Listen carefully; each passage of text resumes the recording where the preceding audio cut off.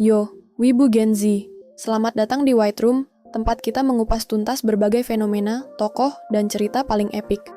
Kali ini kita bakal ngebahas Shin Asakura dari seri Sakamoto Days. Dengan gaya empiris bercita rasa wibu sejati, nggak usah kebanyakan basa-basi. Langsung aja kita gas ke inti pembahasannya.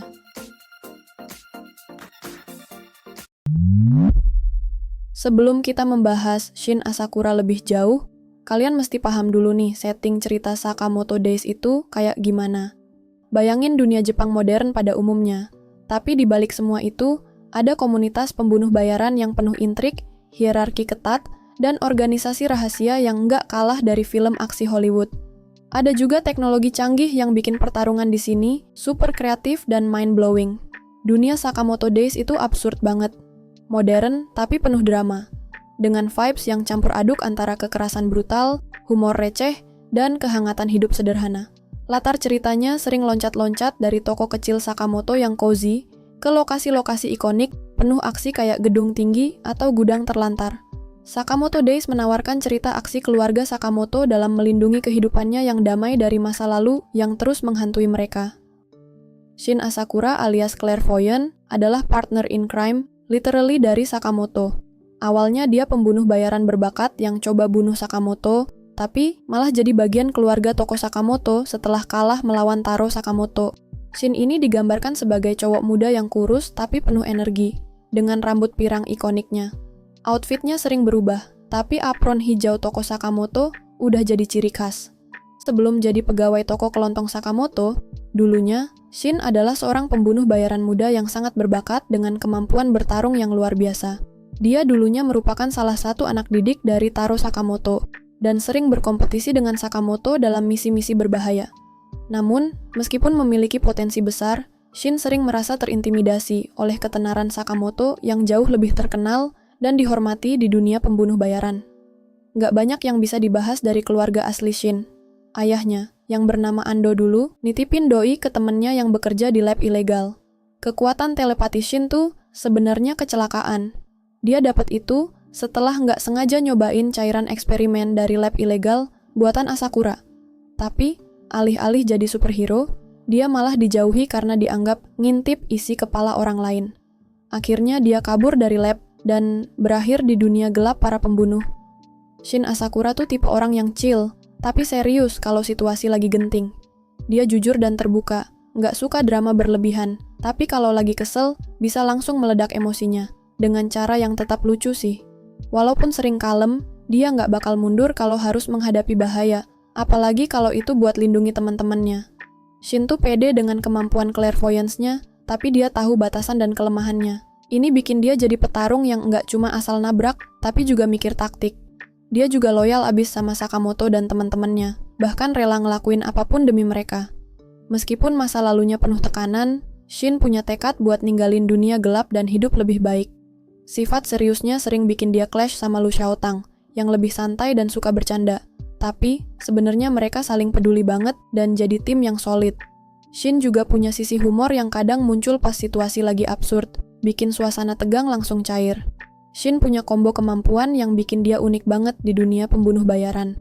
Skill fisiknya udah di atas rata-rata, apalagi kalau dibandingin sama anggota JA biasa. Shin punya clairvoyance, alias kemampuan membaca pikiran orang lain dalam radius 20 meter. Ini nggak cuma buat denger pikiran acak, tapi juga buat memprediksi langkah lawan sebelum mereka bergerak. Dia bisa membaca aktivitas area motorik otak lawan, jadi gerakan mereka udah ketebak bahkan sebelum otot mereka bereaksi. Ini bikin Shin selalu selangkah di depan, terutama pas duel 1 lawan 1. Sebagai mantan pembunuh bayaran, Shin adalah petarung tangan kosong yang terlatih. Dia bisa menghadapi lawan yang lebih besar atau lebih kuat dengan memanfaatkan kecepatannya, refleksnya, dan prediksi gerakan lawan melalui clairvoyance. Dia juga menguasai seni bela diri dasar yang bikin tiap serangannya punya presisi tinggi. Jangan terkecoh sama postur tubuh Shin yang ramping. Dia bisa menahan serangan-serangan brutal yang harusnya bikin orang biasa KO. Contohnya, dia pernah selamat setelah dilempar ke sekeliling taman hiburan oleh Shinaya, jatuh dari ketinggian, dan tetap bangkit buat lanjut bertarung. Pukulan kuat, benturan keras, atau bahkan tusukan senjata kecil, semuanya bisa dia tanggung dengan tekad baja. Selain tangan kosong, Shin juga mahir menggunakan senjata api dan senjata tajam. Tapi, sejak bergabung dengan Sakamoto, dia jarang banget membunuh. Dia lebih suka melumpuhkan musuh tanpa menghilangkan nyawa mereka, sesuai dengan prinsip keluarga Sakamoto. Strateginya dalam bertarung selalu kreatif, memanfaatkan lingkungan sekitar, seperti tembok, barang-barang kecil, atau bahkan psikologi lawan buat mengendalikan pertarungan.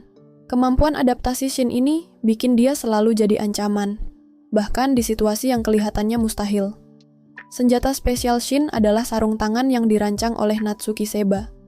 Sarung tangan ini mematikan pembatas di otaknya, memungkinkan dia mengakses kekuatan laten yang sebelumnya nggak bisa dijangkau. Mekanismenya unik karena serangan jadi punya efek delay. Ada jeda waktu sebelum dampaknya terasa. Dengan bantuan clairvoyance, Shin bisa memanfaatkan jeda ini buat memperhitungkan serangan lebih efektif. Semakin lama delaynya, semakin besar kekuatannya. Meski begitu, kekuatan Shin tetap punya limit. Kalau pikiran lawannya terlalu kacau, penuh distraksi, atau kalau musuh bergerak super cepat, clairvoyance-nya bisa jadi kurang efektif.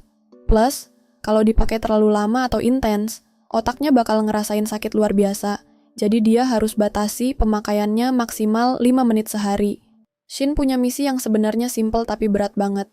Bantu Sakamoto hidup damai dan jauh dari musuh-musuh lamanya. Sebagai mantan pembunuh bayaran, dia tahu betapa bahayanya dunia ini. Jadi dia rela ngorbanin apa aja buat jaga keluarga Sakamoto tetap aman.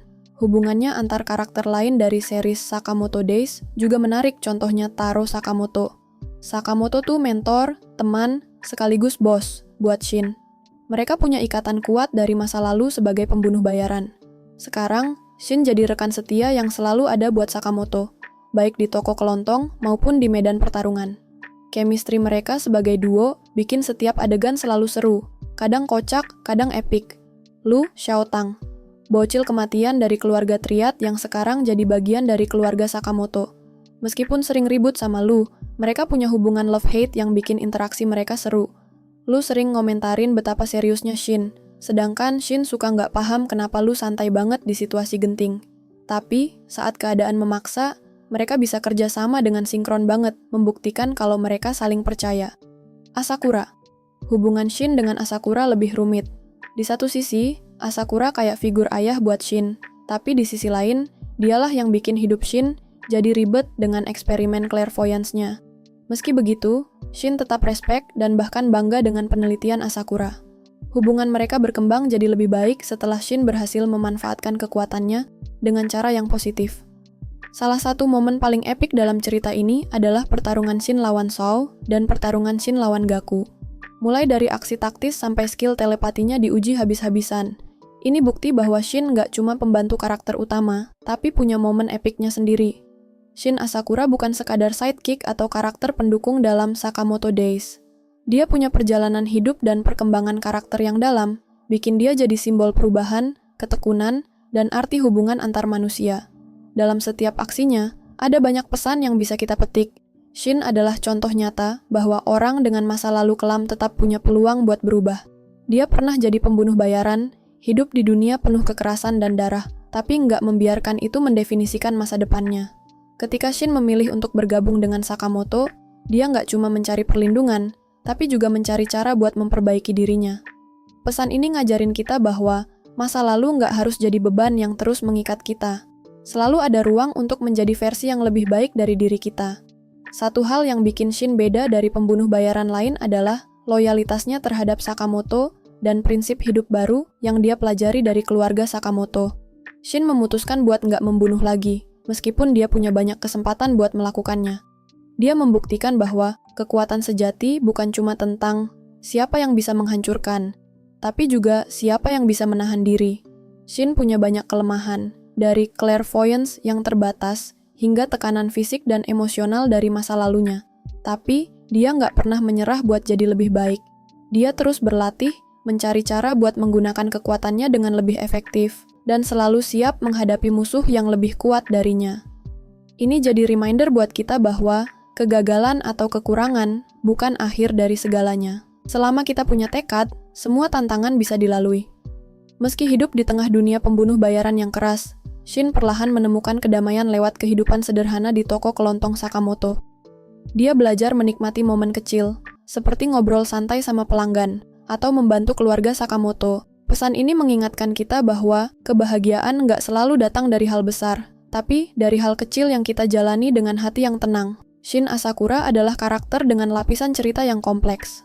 Dia menunjukkan bahwa perubahan itu mungkin, bahkan di dunia yang penuh kekerasan seperti Sakamoto Days. Perjalanannya mengajarkan pentingnya menerima masa lalu, tapi juga melangkah maju tanpa rasa takut. Di balik kekuatannya yang luar biasa, ada hati yang penuh tekad untuk melindungi orang-orang terdekatnya. Nilai persahabatan, loyalitas, dan perjuangannya jadi bukti kalau setiap orang punya kesempatan buat menulis ulang cerita hidup mereka. Jadi, Shin Asakura bukan cuma tokoh fiksi, tapi juga inspirasi nyata buat kita semua yang sedang berusaha jadi versi terbaik dari diri sendiri. Itulah tadi pembahasan tentang Shin Asakura dari serial Sakamoto Days. Kalau kamu terinspirasi sama perjuangan Shin, jangan lupa kasih like dan share video ini. Diskusi juga di kolom komentar, kita bakal bahas bareng. Sampai jumpa di konten White Room berikutnya.